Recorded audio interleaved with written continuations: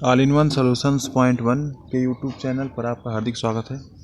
दोस्तों, आज हम हिंदी व्याकरण पढ़ेंगे, जिसमें व्याकरण का महत्वपूर्ण अंग क्रिया होता है, उसको पढ़ेंगे। क्रिया की परिभाषा देखेंगे, क्रिया के भेद, मतलब क्रिया कितने प्रकार के होते हैं, क्रिया के उदाहरण पढ़ेंगे और अंत में 20 महत्वपूर्ण प्रश्नोत्तरी भी कराएंगे, जिससे आपको क्रिया के बारे में कोई भी डाउट क्लियर हो जाएगा। तो आइए शुरू करते हैं आज की वीडियो। क्रिया किसे कहते हैं, ये परिभाषा है। क्रिया वह शब्द होते हैं जो हमें किसी काम के करने या होने का बोध कराते हैं, क्रिया कहलाते हैं। अर्थात जिन शब्दों से किसी कार्य का करना या होना व्यक्त हो, उन्हें क्रिया कहते हैं। जैसे रोया, खा रहा, जाएगा इत्यादि। उदाहरण के लिए, उसने खाना खाया, तो उसमें खाया हो गया क्रिया। इसका नाम मोहन है, इसमें है, ये सहायक क्रिया है, शब्द है शब्द जो है तो क्रिया है। मुझे वहाँ जाना था, और जाना हो गया क्रिया शब्द जाना, और था भी सहायक क्रिया है। और जैसे उदाहरण, पढ़ना, लिखना, खेलना, सोना, खाना पीना इत्यादि, ये सब क्रियाएं हैं।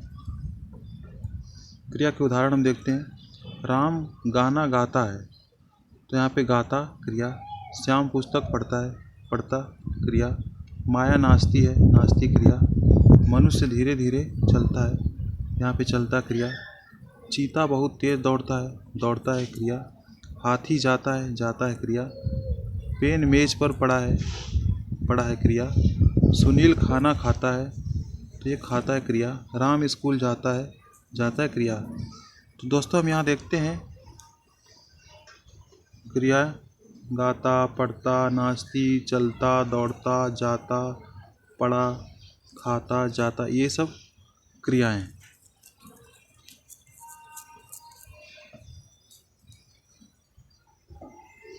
क्रिया के सामान्य रूपों के अंत में ना लगा रहता है, जैसे आना, जाना, पाना, खोना, खेलना, कूदना आदि। सामान्य रूपों के अंत का ना निकाल देने से जो बाकी बचे, उस क्रिया की धातु कहते हैं। आना, जाना, पाना, खोना, खेलना, कूदना क्रियाओं में आ, जा, पा, खो, खेल, कूद, ये सब धातुएं हैं। शब्दकोश में क्रिया का जो रूप मिलता है, उसमें धातु के साथ ना जुड़ा रहता है। ना हटाने से धातु ही शेष रह जाती है। तो ये ना हटाने से धातु बचती हैं, तो उसको आगे देखते हैं। क्रिया के भेद, मतलब क्रिया कितने प्रकार के होते हैं। कर्म, जाति तथा रचना के आधार पर क्रिया के मुख्यतः दो भेद होते हैं, अकर्मक क्रिया और सकर्मक क्रिया। अकर्मक क्रिया क्या होता है दोस्तों? वह क्रिया, इसमें नाम से ही पता चलता है कि अकर्मक, मतलब कर्म के बिना क्रिया को अकर्मक क्रिया कहते हैं। जैसे वह क्रिया जिसका फल कर्ता पर ही पड़ता है, उस क्रिया को अकर्मक क्रिया कहते हैं। इस क्रिया में कर्म का अभाव होता है, इसमें कर्म होता ही नहीं है। और जैसे राहुल पढ़ता है, तो यहाँ पे पढ़ता है, इस वाक्य में पढ़ने का फल राहुल पर ही पड़ रहा है, पढ़ना का फल राहुल पे ही पड़ रहा है, इसलिए पढ़ता है अकर्मक क्रिया है। जिन क्रियाओं को कर्म की जरूरत ही नहीं पड़ती है, जो क्रिया प्रश्न पूछने पर कोई उत्तर नहीं देती है, उन्हें अकर्मक क्रिया कहते हैं। जिन क्रियाओं का फल और व्यापार कर्ता को मिलता है, उन क्रियाओं को अकर्मक क्रिया कहा जाता है। मतलब बिना कर्म वाली क्रिया अकर्मक क्रिया होती है। अकर्मक क्रिया के कुछ उदाहरण हम देखते हैं यहाँ पे। राम बचाता है, राम दौड़ता है, सांप रेंगता है, छाया हंसती है, मेघनाथ चिल्लाता है। तो यहाँ पे बचाता, दौड़ता, रेंगता, हंसती और चिल्लाता, ये सब अकर्मक क्रिया हैं। क्योंकि सकर्मक क्रिया तब पता चलती है जब प्रश्न पूछा जाता है उस वाक्य में कि किसको, किसे, कहाँ, तब जो अर्थ निकलता है, अगर पता चलता है, तो वो कर्म होता है, वहाँ पे सकर्मक होता है। यहाँ पे इसमें वाक्य पूर्ण रूप से राम बचाता है, इसमें पता नहीं चलता है कि कर्म क्या है। तो इस तरह से जिसमें कर्म का पता न चले, उसको अकर्मक क्रिया कहते हैं। सकर्मक क्रिया क्या होती है दोस्तों? जिस क्रिया में कर्म का होना जरूरी होता है, उस क्रिया को सकर्मक क्रिया कहते हैं। इस प्रकार की क्रियाओं का असर कर्ता पर न पड़कर कर्म पर पड़ता है। सकर्मक अर्थात कर्म के साथ। सकर्मक, स मतलब होता है साथ, और कर्मक मतलब कर्म के साथ। जो वाक्य कर्म के साथ रहता है उसमें सकर्मक क्रिया होती है। जैसे राज पानी पीता है, राज पानी पीता है, इसमें पीता है क्रिया हो गया। का फल कर्ता पर ना बढ़ के कर्म पर पड़ रहा है, पानी कर्म है, अतः यह सकर्मक क्रिया है। सकर्मक क्रिया के उदाहरण इस तरह से राम फल खाता है, मतलब क्या खाता है, फल खाता है, कर्म हो गया, कर्म क्या हो गया, फल हो गया। तो राम फल खाता है, राम कर्म करता है, मतलब राम फल खाता है, इसमें सकर्मक क्रिया हो गया ये। श्याम गाड़ी चलाता है, क्या चलाता है, गाड़ी चलाता है। मैं कार चलाता हूँ, मैं क्या चलाता हूँ, कार चलाता हूँ। जिसमें क्या प्रश्न पूछने पर जो उत्तर मिलता है, अगर उत्तर मिल रहा है तो समझ लीजिए कि वो सकर्मक क्रिया है। जैसे जया सब्जी बनाती है, क्या बनाती है, सब्जी, इसलिए सकर्मक क्रिया है। रामू सामान लाता है, क्या लाता है, सामान लाता है, इसलिए सकर्मक क्रिया हो गई।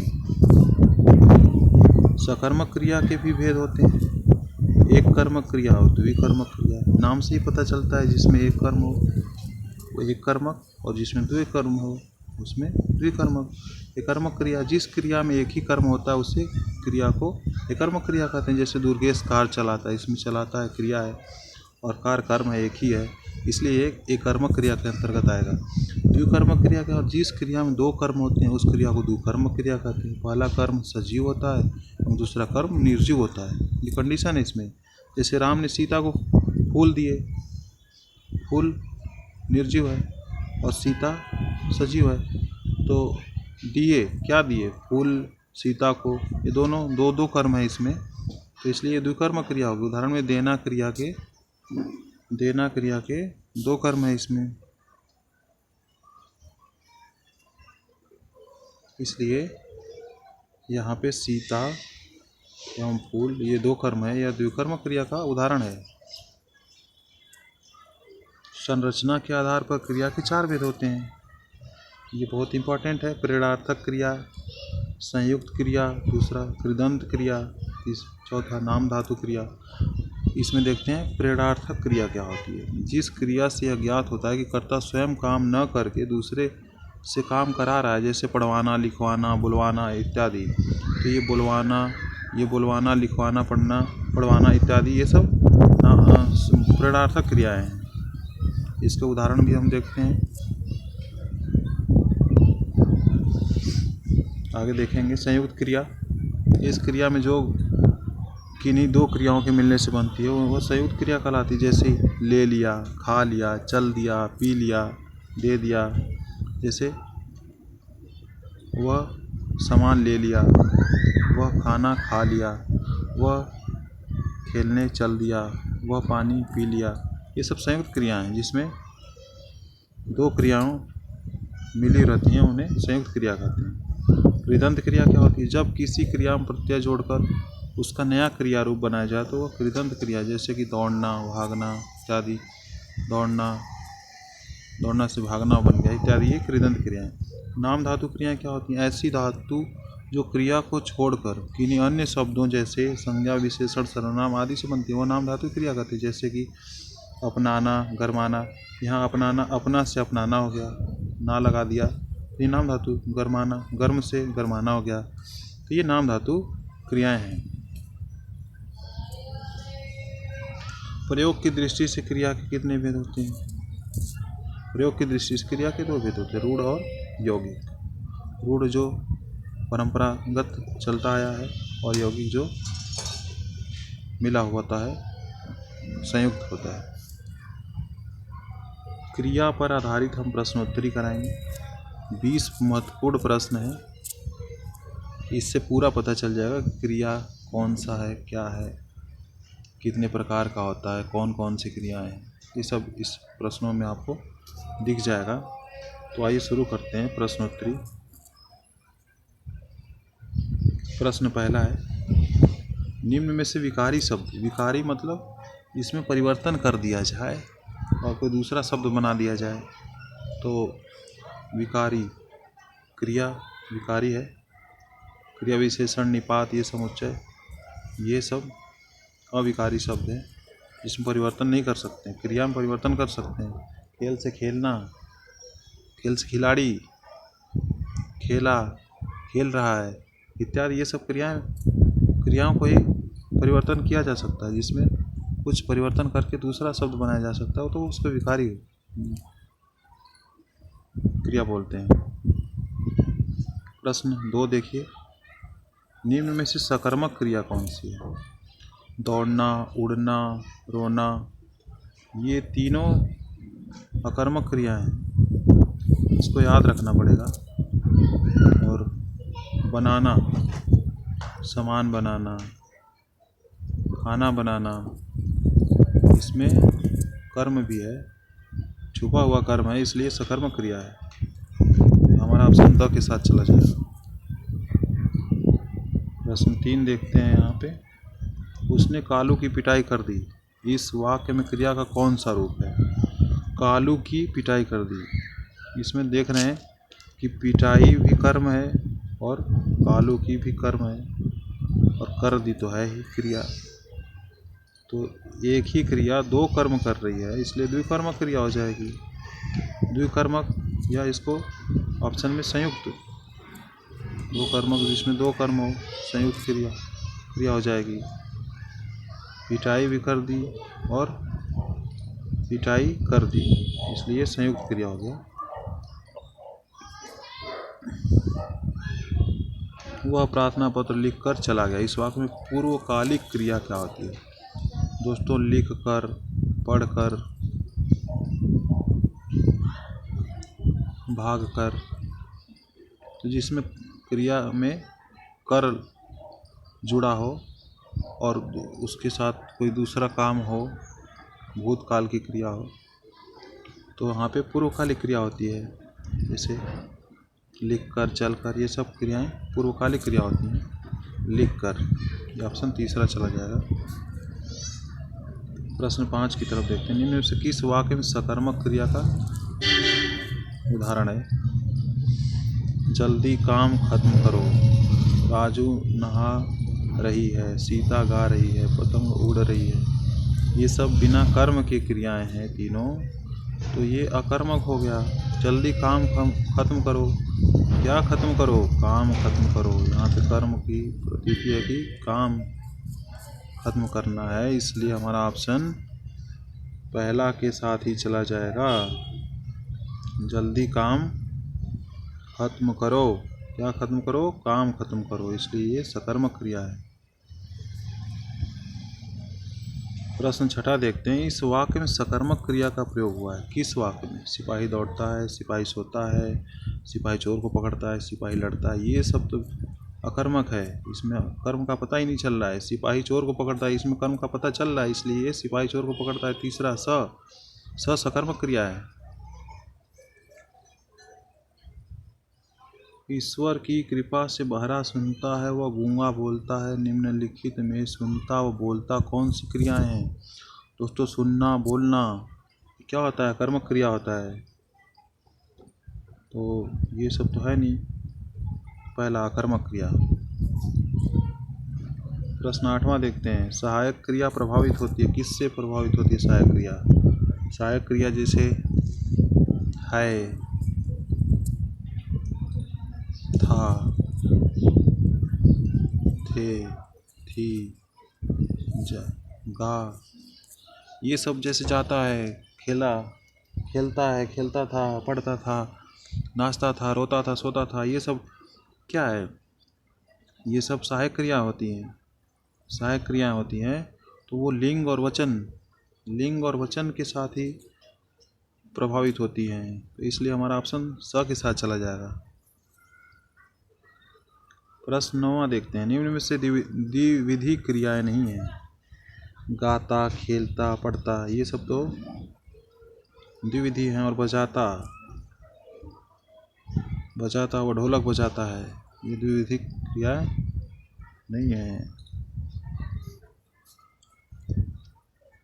प्रश्न संख्या 10 देखते हैं, निम्न में से सकर्मक क्रिया नहीं है। सकर्मक क्रिया नहीं मतलब अकर्मक क्रिया है। निकालना, बाहर निकालना, उखाड़ना, पेड़ उखाड़ना, बिगाड़ना, काम बिगाड़ना, ये सब में कर्म दिख रहा है, मतलब ये सब तीनों क्या है? सकर्मक क्रिया है। संभलना, वह संभल गया, वह संभल रहा है। तो ये इसमें कर्म नहीं दिख रहा है, इसलिए अकर्मक क्रिया है। तो हमारा ऑप्शन पूछ रहा है यहाँ पे प्रश्न 10 में पूछ रहा है कि निम्न में से सकर्मक क्रिया नहीं है, मतलब अकर्मक क्रिया है। तो हमारा ऑप्शन द के साथ चला गया, संभलना। प्रश्न संख्या 11 देखते हैं। राम पुस्तक पढ़ता है, वाक्य में क्रिया क्या है? कैसी क्रिया है ये? सकर्मक है कि अकर्मक है कि द्विकर्मक है, प्रेरणार्थक है? राम पुस्तक पढ़ता है, पुस्तक को पढ़ता है परंतु पुस्तक को पढ़ता है, इसलिए सकर्मक क्रिया है। और आपको उत्तर मिल रहा है कि क्या पढ़ता है? पुस्तक पढ़ता है। पुस्तक क्या है? कर्म है, इसलिए सकर्मक क्रिया हो गया। भोजन करते ही वह सो गया, वाक्य में क्रिया है। दोस्तों ही अगर लगा हो तो यहाँ पे तत्कालीन क्रिया होती है। तो अगर करके रहता, कर होता, तो वहाँ पे आपका पूर्वकालीन क्रिया होती। एक काम हो गई और दूसरी काम जारी है। यहाँ पे करते ही सो गया, ये तत्काल कोई काम हो रहा है, इसलिए ये तत्कालिक क्रिया हो गई। ऑप्शन हमारा बी के साथ चला जाएगा। प्रश्न संख्या 13 देखते हैं। सोनू गया और सोनू घर गया, दोनों वाक्यों में क्रिया के प्रकारों का युग्म है। दोस्तों इसको ध्यान से देखिए। सोनू गया, इसमें कर्म नहीं है, इसलिए अकर्मक हो गया। सोनू घर गया, इसमें कहाँ गया? पूछने पर पता चलता है कि घर गया। घर क्या है? कर्म है, इसलिए सोनू घर गया। तो ये सकर्मक क्रिया है। ये दोनों वाक्यों में पहला सोनू गया और सोनू घर गया, दोनों वाक्यों में क्रिया के प्रकार का युग्म है, अकर्मक और सकर्मक। हमारा ऑप्शन बी के साथ चला जाएगा। नेक्स्ट क्वेश्चन देखते हैं। प्रश्न नंबर 14। तूने मुझे पुस्तक दी और तूने पुस्तक दी, वाक्यों में क्रियाओं का युग्म है। तूने मुझे पुस्तक दी, मुझे पुस्तक दी, ये भी एक कर्म है, पुस्तक भी कर्म है, दी तो क्रिया है। तो एक क्रिया दो कर्मों के साथ जुड़ी हुई है, यहाँ पे ये हो गया द्विकर्मक। द्विकर्मक तो हो गया। तूने पुस्तक दी, इस वाक्य को देखते हैं। तूने पुस्तक दी, इसमें दी तो हो गया क्रिया, और क्या दी? पुस्तक दी, कर्म है ये, तो एक कर्मक क्रिया हो गया। एक कर्मक या सकर्मक उसको बोल सकते हैं। तो इसलिए द्विकर्मक और सकर्मक, इसका ऑप्शन पहले के साथ ही चला जाएगा। प्रश्न संख्या 15 देखते हैं। वह गीत सुनाता है, वाक्य में क्रिया का प्रकार है। वह गीत सुनाता है, क्या सुनाता है? सुनाता क्रिया हो गया। क्या सुनाता है? गीत सुनाता है। गीत क्या है? कर्म है, इसलिए सकर्मक क्रिया हो गया। यहाँ पे प्रश्न संख्या 16 देखते हैं। निम्न लिखा है, गलत थोड़ा लिख दिया। निम्न होता है, निम्न को ऐसे भी लिख सकते हैं, नी और म के साथ हलंत और न, तो ये सही हो जाएगा। यहाँ पे निम्न में कौन सी क्रिया सजाती क्रिया है? दोस्तों सजाती क्रियाएं वे क्रियाएं होती हैं जिसमें कर्म व क्रिया एक ही धातु से बनते हैं। जैसे लड़ाई और लड़ी एक ही धातु से बने हुए हैं, और ये कर्म और क्रिया एक ही धातु से बने हुए हैं, इसलिए लड़ाई लड़ी। हमारा ऑप्शन द के साथ चला जाएगा। प्रश्न संख्या 17 देखते हैं। दोस्तों कौन सी क्रिया पूर्वकालिक क्रिया है? पूर्वकालिक, मैंने बोला था आपसे, कर, पढ़कर, खाकर, ये सब पूर्वकालिक क्रिया होती है। इसके बाद कोई दूसरा काम होता है, तो इसलिए पूर्वकालिक क्रिया, खाना खाया, भोजन किया, पढ़ाई पढ़ी, हाथ धोकर, तो ये तीनों तो पूर्वकालिक नहीं है। ये हाथ धोकर, इसमें क्रिया में कर लगा हो, वो पूर्वकालिक क्रिया होती है, इसलिए हमारा ऑप्शन द के साथ चला जाएगा। हाथ धोकर, ये आपकी पूर्वकालिक क्रिया है। प्रश्न संख्या 18 देखते हैं। वे क्रियापद जो क्रिया शब्दों के साथ प्रत्यय लगाने पर बनते हैं, उन्हें क्या कहते हैं? दोस्तों प्रत्यय लगाने के बाद कृदंत क्रिया होती है, तो इसलिए ये कृदंत क्रिया ऑप्शन चला जाएगा। प्रत्यय नहीं होगा, एक कर्मक नहीं होगा, द्विकर्मक नहीं होगा।